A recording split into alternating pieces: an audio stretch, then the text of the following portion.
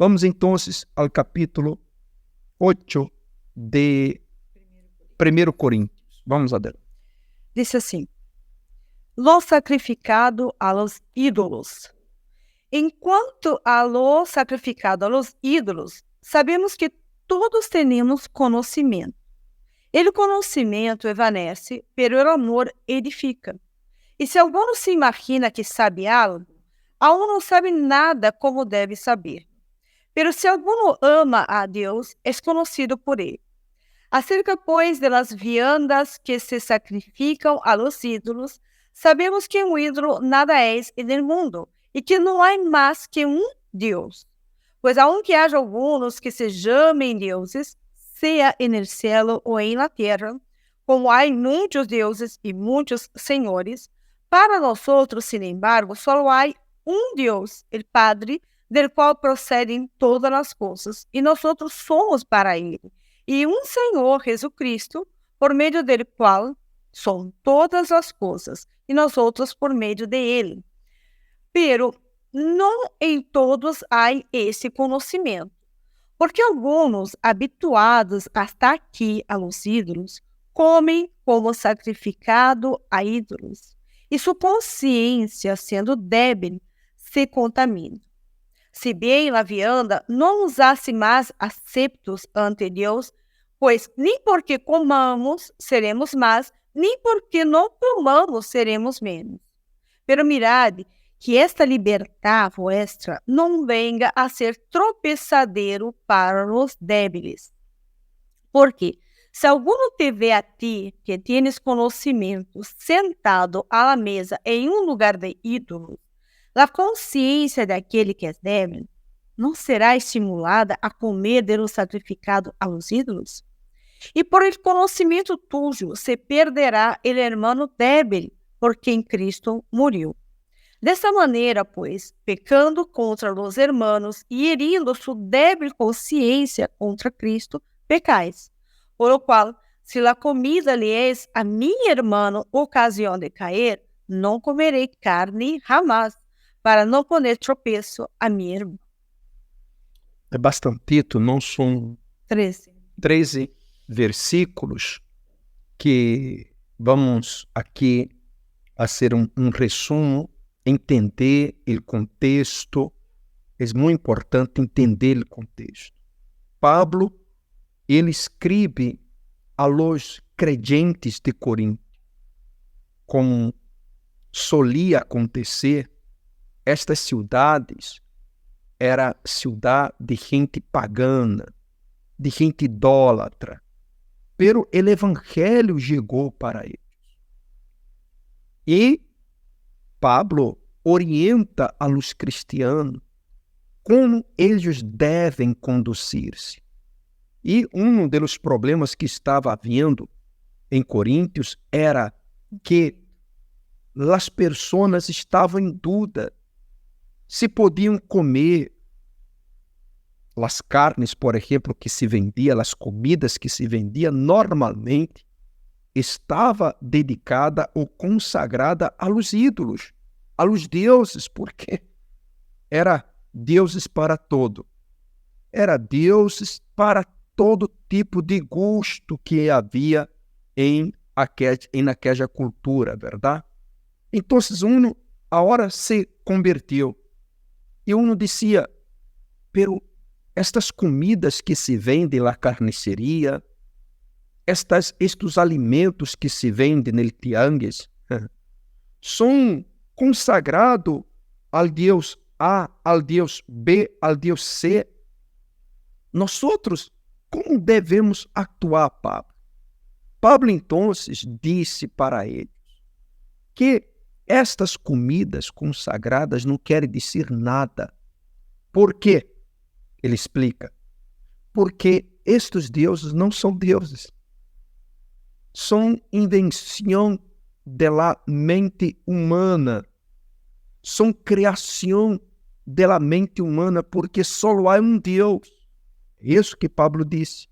Então, que eles não se intimidaram, porque difícil era encontrar um lugar onde um carniceiro, uma carniceria ou alguém que vendia algo que não tivesse consagrada ao Deus de aquela pessoa.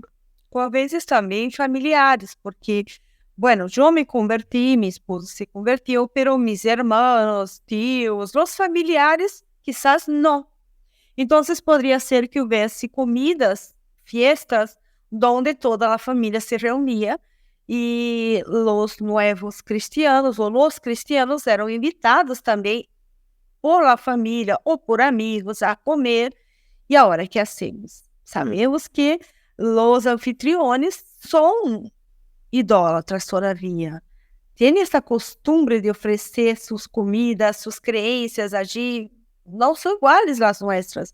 Que devemos fazer? Então, Pablo disse que isso não significa nada, que eles poderiam comer estas comidas com a consciência tranquila, porque o que eles creiam não era nada. Sin embargo, eles deveriam ter cuidado, porque havia pessoas que recém se haviam convertido e ao ver fulano comprando comida ali ou comendo acolá ou allá, ou determinados alimentos que poderiam escandalizar-se. Então, que uno tuviera a preocupação de não escandalizar a los novos convertidos. Pois quando uno se converte de verdade, uno vê pecado em todo, não? É normal. Hasta encontrar um verdadeiro equilíbrio. Hasta encontrar o equilíbrio, esta é a palavra. Uno diz, não vou ver televisão, ou não, eu não vou jogar um partido de futebol. Eu me acordo que meu primeiro ajuno, eu corri à casa de uma jovem que já era da igreja a perguntar se naquele dia que eu estava em ajuno, eu podia ou não usar um labial. Porque não sei, eu senti, não, eu devo de estar, seguramente tenho que estar com a cara lavada, limpa. Inclusive a Bíblia abre sobre as Sim, lavar o rosto. A gente que entende todo ao pé da letra, não? Porque havia um porquê. Jesus, quando manda lavar o rosto, não disse que tinham que sim ou sim lavar o rosto. Jesus estava dizendo o seguinte: não, você não tem que ajunar para estar aí todo demacrado, como disse o outro, não? Para chamar a atenção dos outros, dizendo, mira como está sofrendo fulano. Jesus quis dizer que isso era algo que não chamaram a atenção dos outros, sino fora entre e Deus, não? Que uno não tem que ir, me vou a pôr 10 quilos a menos para aquele, porque isso sim vai chamar a atenção de Deus, como se Deus se impactara que uno quedara sem comer muito tempo, isso vai mover o coração de Deus. Nada a ver. Então, Pablo disse que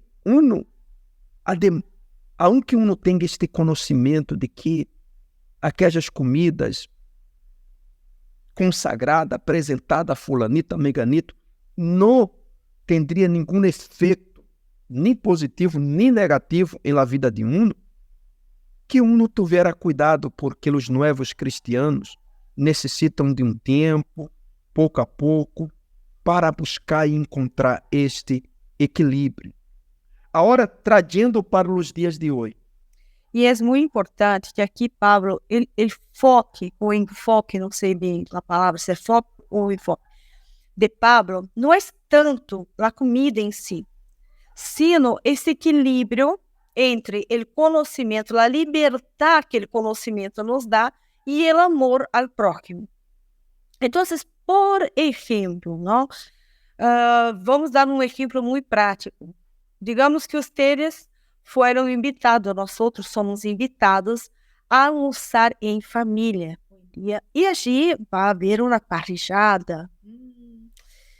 Já me dá esta água na boca, recordando as parrilladas de Uruguai e de Argentina. Aquela parrillada, que é de todo, há chouriço, há morceja, há tira de assado, mojeja, chinchulines, todo allí no Brasil. Bom, ele vai agir, um que já é cristiano, vamos imaginar la situação. Va uno de Recém-convertido. Sí, pero yo ahora voy a dar un ejemplo de cómo actuar de una forma equilibrada Bueno. em amor. Por exemplo, você, a lo mejor, não come la morcilla por ser um chouriço hecho com sangue, tá? Não? E vá em um almoço e alguém agir da família, mira, te traz morcilla, comer, não sei o quê. E há pessoas que não são educadas, a palavra é assim mesma, educada, não sabe como falar com a outra pessoa. E ele diz, eu não como isto, não, sabe cá, isso aqui é pecado comer isto, e habla de uma forma que acaba escandalizando também. Incluso, ao rechazar o alimento, causa uma forma que não é correta, é uma forma desconfortável do anfitrião com sua visita. E que devo ser, Valéria? Devo comer? Não necessariamente. Se sua consciência lhe pesa e você disse, eu não quero comer isso, há que ser educado e dizer, já não tenho costume de comer morcilla, lhe agradeço tanto, de estar riquíssima, pero não tenho a costume. Queres um choricito? Um choricito com pão? A pessoa não se sentirá mal. Uhum.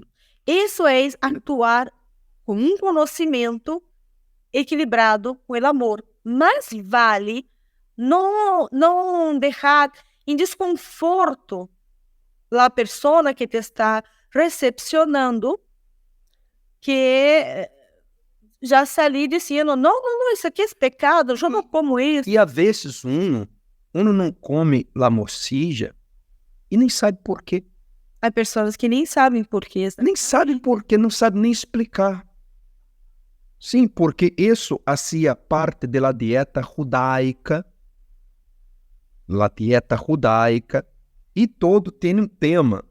Porque quando a Bíblia diz não comereis carne com sangue, vai mais allá de comer a sangue. És a maldade. O animal estando vivo e uno sacar pedaços de aquela carne com sangue de um animal que aún não morreu. Crueldade pura comer aquela carne. Disso se está tratando. Um animal sacrificado com crueldade. Eu me acordo agora quando hablaste de las toradas, não? Toradas que disse quando Jesus está nas exibindo o torero e o touro e maltratando o touro. Pura maldade. Maldade contra o animal. Bueno, eu particularmente não sou muito de comer morcilla. Desde pequena não comia, não tenho costume. E não por isso agora, já que tenho esse conhecimento, não vou sair comendo. Mas há quienes comem e eu que lhe gosta. Amém. Eu respeito. E agora vamos mais allá, vamos agora a algo que vai impactar alguns. Ir a uma casa, essa? Não. Não, qual? Por exemplo,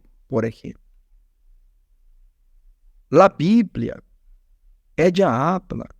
habla que a borrachera é pecado. É pecado, a borrachera. Pero pouco de vinho não é pecado. Pablo mesmo orienta Timoteu a tomar, não? Pouquinho de vinho. Pouquinho de vinho. Jesus tomava vinho. A Santa Cena, a cena do Senhor foi celebrada com vinho. Você sabia disso? Incluso hasta alguns anos atrás. Me gostaria. Sim, vamos entrar nesse. Me gostaria saber se você conhecia isso. Se você sabia isso. Quem sabia que a Santa Cena se celebrou com vinho? Não. Não, pastor, é que esse vinho que Jesus tomou não tinha álcool. Não, era assim. Então, por que então, pastor, nós outros usamos o cálice não com vinho, mas com jugo de uva? Por que usamos? o cálice com jugo e não com vinho. Porque o homem, há muitas pessoas que han tenido problemas com a bebida. São débeis para a bebida. Então, se ele conheceu a Cristo, era um borracho, era um tomador, e derrou a bebida, por que tentar a Deus? Por que tentar aquela pessoa dando-lhe bebida como vinho? Melhor que ele tome jugo de uva. E isso foi o que aconteceu em Inglaterra no tempo do avivamento com John Wesley, que foi um dos predicadores de renombre da década de 18, o século 18. John Wesley, em Inglaterra,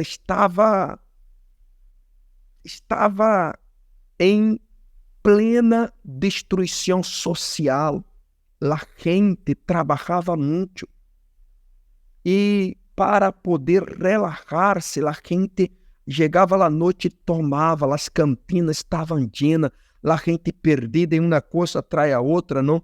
A bebida trai a miséria trai também, a miséria trai a prostituição, enfim.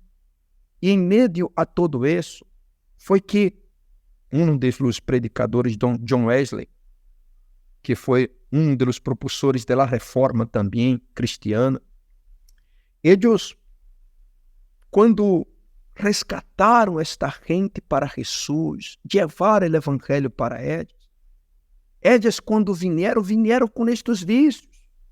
Então, eles decidiram instituir o jugo em lugar do vinho, para não tentar inteligentemente.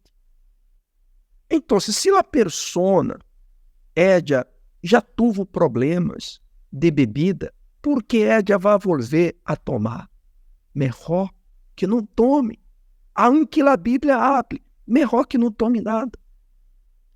Mas isso não me dá o direito, por exemplo, de chegar em um lugar, em uma casa, e meu irmão, por exemplo, ou chamar alguém a minha casa, vamos dar o exemplo desta maneira, chamar alguém a minha casa, e sei que este irmão convertido não toma, e eu lhe sirvo vinho. Que é isso? É escandalizar aquele novo crente. Não sei se me explico, gente. Não sei se me explico. Isso é escândalo. Agora não estamos falando de coisas consagradas aos ídolos, estamos falando de alimento, de bebida. Então, se uno realmente tem misericórdia, uno não vai a estar invitando ou dizendo, como alguns dizem, não, tu eres fanático, por isso não tomas um pouco de vinho. Não se trata de fanatismo. Se trata que há pessoas que não querem cair ou que têm isso com algo pecaminoso, porque já viveu muitos anos nesta situação. Exatamente. Eu vivi minha infância criada com um padre alcoólico. Então, obviamente, eu cresci em um ambiente que cada vez que meu papai chegava alcoolizado na casa, terminava em peleia, em golpes, terminava... Em canceronismo também. Então, se uno associa a bebida alcoólica a todo isto, quando em realidade não necessariamente deveria de ser assim.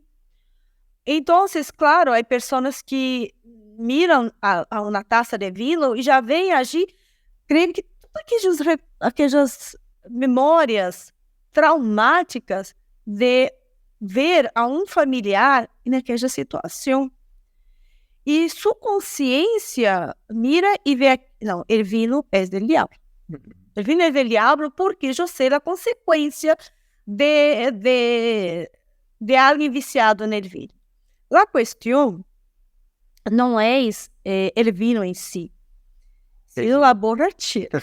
El descontrole. Descontrole. Pero é importante que nós deixemos bem claro aqui.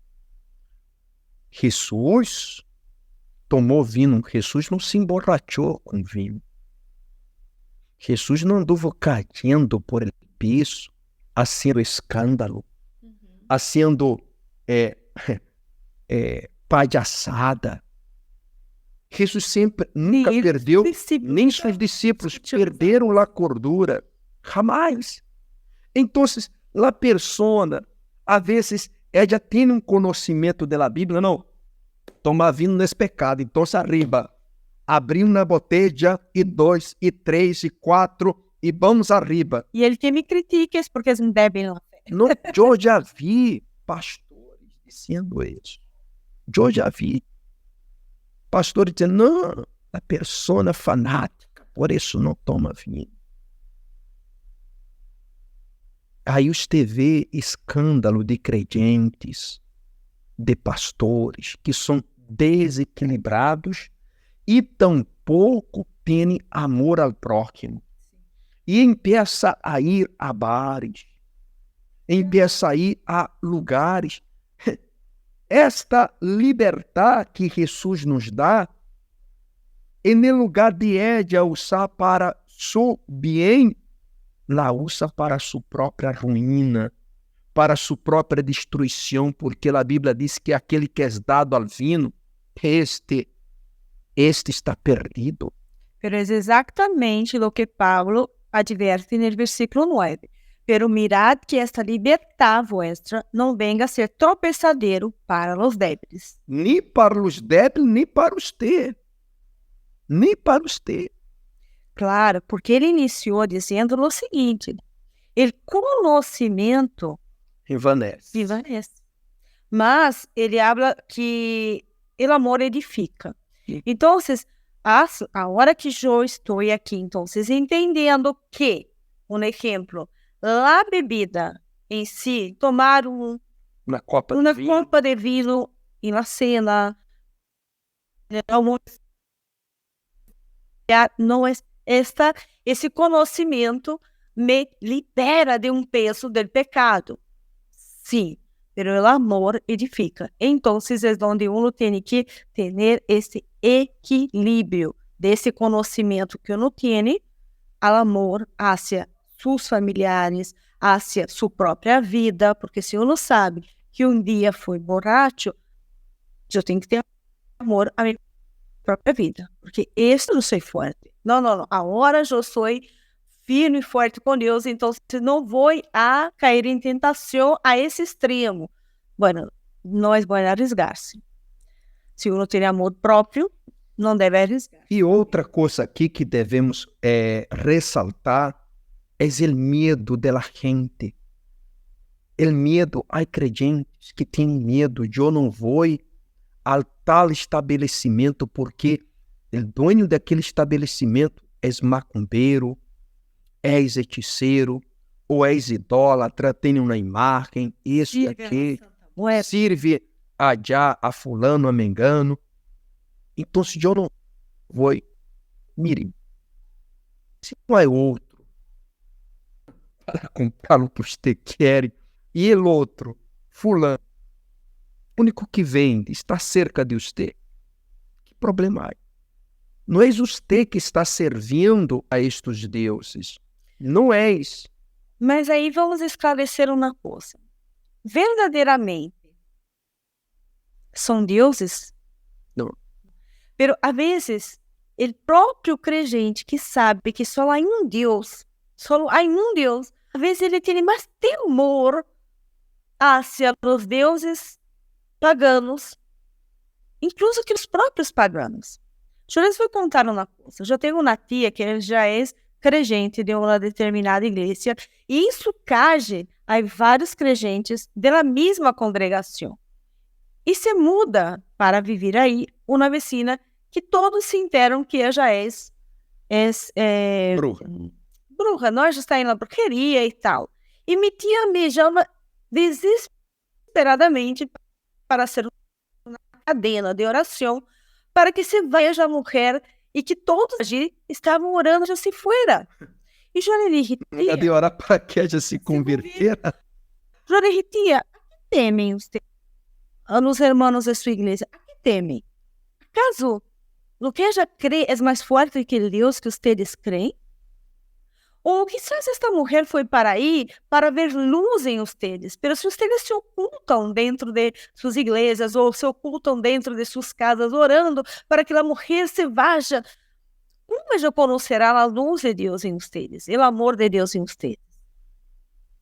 Ella dijo, ai, ¿sabes qué, hija? Vou mandar seu áudio para que nós outros paremos com isso.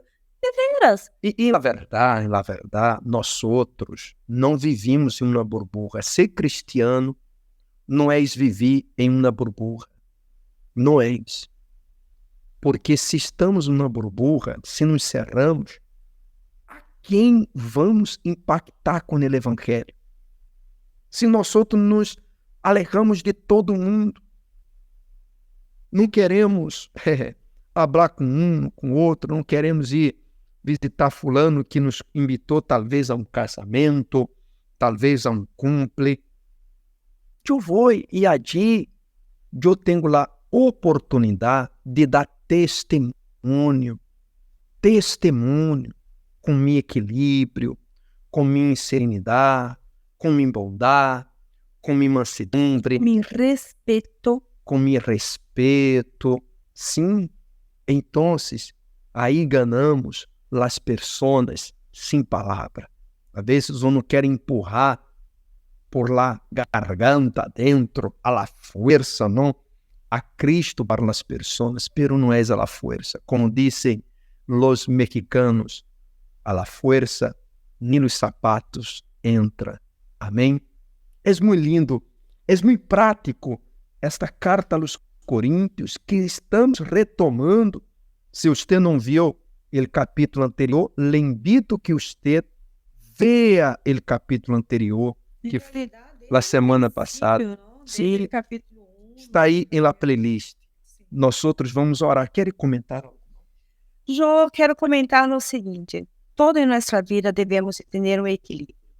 Quando você ser invitado a uma comemoração familiar, a um casamento familiar, a um evento del trabalho, e allí você se depara com diferentes pessoas, com diferentes religiões, com diferentes crenças, com um pensamento diferente ao sujo, é onde você deve de aprender a se portar com esse equilíbrio, sempre respeitando a seu próximo, a lo que ele crê. Às vezes, a lo mejor, está totalmente mal com a Bíblia, mas não é o ambiente adequado para falar do tema. Vou dar um exemplo aqui bem prático. Nós estávamos fazendo o curso para adotar um ninho. E no curso tinham várias parejas e uma delas era um matrimônio homossexual. Excelentes pessoas, super simpáticos, os dois homens, muito simpáticos. Conversávamos com eles lo mais bem normal sobre assuntos de lo que estávamos aprendendo allí, de nossos anhelos sobre adotar um ninho. Pero há muitos cristianos que jamais sabem se portar nesta ocasião e luego, a lo mejor, aproveitam a ocasião para falar do tema. Abre a Bíblia já. Está mal isso aqui. Isso aqui não está bem. Não, todo tem seu momento, não? A gente tem que saber respeitar a los demás. Todo tem seu momento. Há momentos para todo, dijo Salomão. Há momento de falar e há momento de ouvir. E todos sabiam que nós outros éramos cristianos. Sim. E que trabalhamos predicando a palavra de Deus. E este matrimônio nunca se sentiu ofendidos por nós outros, porque apesar de que sabemos, conhecemos, como ele disse hoje, o conhecimento envanece. Conhecemos a verdade a esse respeito, pero respeitávamos a los dois como seres humanos. Exatamente. O amor, não? O amor. O equilíbrio. Deus é que vai juzgar cada um. Nós outros Devemos falar do Evangelho para quem quer ouvir o Evangelho. E aún falar do Evangelho não é falar com arrogância, não é falar, pero eu digo a verdade, duela quem duela.